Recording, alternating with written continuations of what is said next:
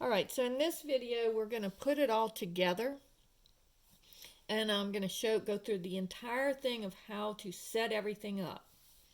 All right, so the first thing you do is you say, this is our cosine function. So that means that I'm going to start at the top. And notice it's not flipped over, there's no negative here. So I'm going to just put that I am going to start at the top. Right? Now I'm going to set up my y-axis. And so to do that, I want to know my amplitude, and that's going to be 3. And I want to know my vertical shift, and so that's going to be 2. So those are the two easy ones. Sorry, that's my dog on the... All right, so I'm going to go up 2 for my vertical shift. And so my midline is going to be at 2. And then for my amplitude, it's 3. So I'm going to go up 3 more. So this would be 3, 4, 5. And that's going to be my top.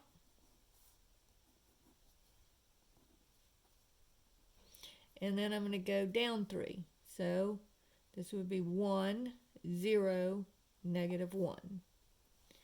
And so that would be my bottom line. So now my y-axis is all set. Now let's look at my x-axis.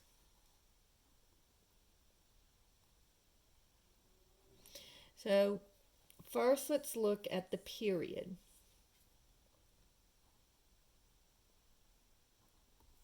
So for the period, remember, now this is the the horizontal shift. So I'm going to ignore that for right now. I'm just looking at the 2x. And so this is going to say 2x, and the normal period is 2 pi. So this would be, divide both sides by 2, x is equal to pi. So my period is going to be pi. Now I'm going to look for my horizontal shift. And remember, all I do is I set what's in the parentheses equal to 0. So 2x plus pi over 2 equals 0. Subtract the pi over 2. And then divide both sides by 2. Now remember, this is a keep, change, flip. So this is going to be negative pi over 2 times, and flip the denominator, 1/2. So it'll be over negative pi over 4. And so I'm going to start here at negative pi over 4.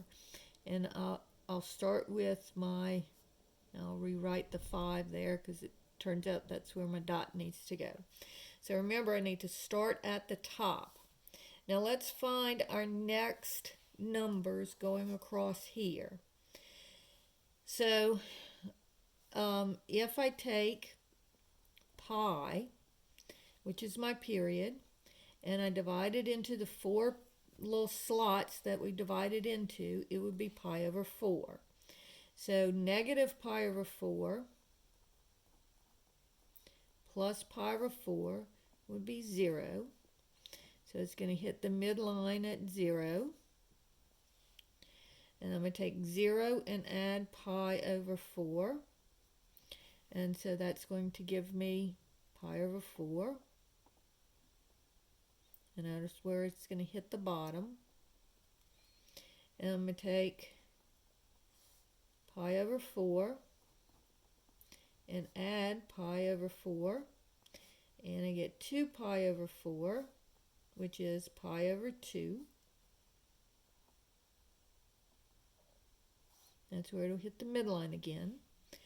And then finally, I take 2 pi over 4 and I add pi over 4 again, and I get 3 pi over 4. And so this will be my last point, will be 3 pi over 4. And notice if I take my starting point, negative pi over 4, and I add my period to it, that would be pi, so I'll make it 4 pi over 4. I also get 3 pi over 4. So that's kind of like a little check to make sure you're starting and ending at the right spot. And then you can just draw in your cosine function. All right, so first you set up, you put where you're starting. And if you start at the top, you're always going to go down. If you start at the bottom, you're always going to go up. So I don't have to put which way I'm going. Now, on the sine function, I'm going to put whether I'm going up or down. So here, then you set up your y-axis looking at the stuff on the outside of the parentheses. And then you set up your x-axis looking at the stuff on the inside of the parentheses. So now let's do one with sine.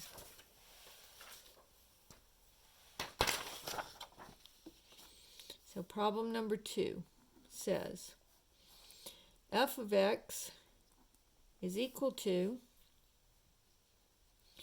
negative 2 sine of 3x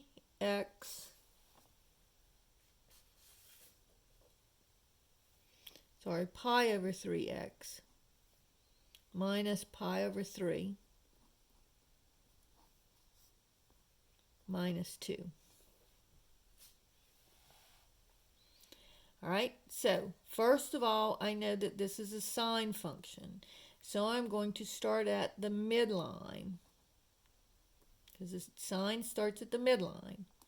And it's negative, so that means that it's going to be flipped over, so it's going to go down. All right, so it's going to start at the midline and go down. Now I'm going to set up my y-axis. So the amplitude is 2, and it's going to have a vertical shift of negative 2, and the sign goes with the number. So now I can set up my y-axis. So I'll be at negative 2 for my midline. And then I'll be up 2, so from negative 2, negative 1, 0. So this will be at 0. And then this would be negative 2, negative 3, negative 4. So this would be at negative 4. So this is 2 and this is 2, because my amplitude is 2. Now I'm going to set up my x-axis. So first I look at my period. All right, so I just don't look at the plus stuff, just look at the stuff with that's multiplied by x. So I have pi over 3x is equal to 2 pi. So divide both sides by pi over 3.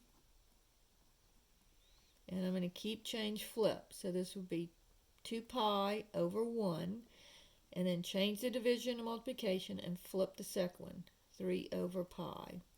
So I get x is equal to 6. So my period is going to be 6.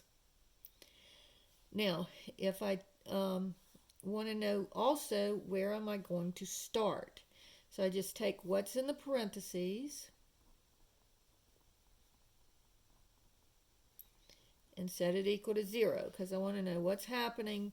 It usually starts at the origin at the top, it starts at the top where x is 0. But in this case, it's not going to, so I have to see what's happening to 0. So first I'm going to add pi over 3. And then I'm going to divide both sides by pi over 3. So I get x is equal to 1. So it's going to start where x is equal to 1. Now my period is 6. So I should end, if I start at 1 and then I go 6 more spaces, I should end over here at 7. So let's see how I'm going to get there. So 6, you take the 6 and divide by 4. So that's going to be 3 halves. So I'm going to start at 1, and I'm going to add 3 halves. So this would be multiply numerator and denominator by 2. So 2 halves plus 3 halves would be 5 halves. So that's 2.5.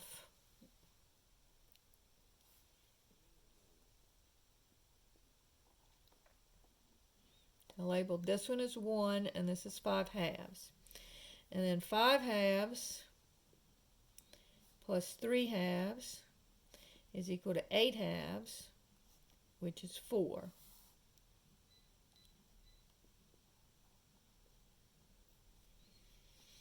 And then 8 halves plus 3 halves is equal to 11 halves. So that would be my next one. And then finally, 11 halves plus 3 halves is 14 halves, which is 7. And that's what I thought it should be. So I know I'm good. Now I'm going to look at it and I'm going to say, okay, where do I start? So I'm going to start at my midline and go down. So I start at 1 at my midline, and then at 5 halves I'll be down at the bottom, then back to my midline, back to my top, and then back to my midline. And so notice it looks like an upside down sine function, which is what it should look like. Okay, so that is how you do these very, very, very complicated graphs. Now, not all of them are going to be like this, but there will be some on the homework that are similar to this.